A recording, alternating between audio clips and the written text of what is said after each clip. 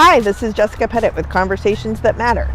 For the last 6 months or so, I've been doing these Conversations That Matter, and I've been asking my audiences to come up with their own topics.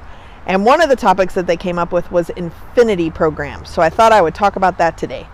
So Affinity programs are actually pretty common in a workplace, and the idea of them is that people with particular identities would be able to go, certain affinities, would be able to go into spaces with one another, be able to relax a little and engage around that particular identity.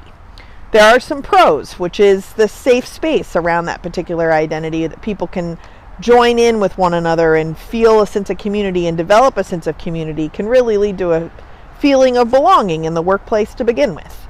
The cons is that, one, it makes people have to choose an affinity because oftentimes their programs are right back to each other.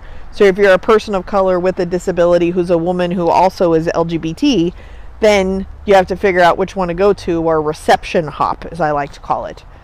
The other con is that it can actually lead to some more siloing, and that people who are not part of that affinity group just think that because the group exists, they don't have any responsibility to do anything.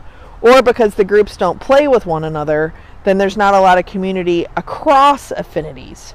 If you have employee resource groups or affinity groups, what I encourage you to do is to provide space for them to be together, but to also not program them up against one another, and to occasionally create a social space where all the affinity groups can actually come together and support a larger sense of community.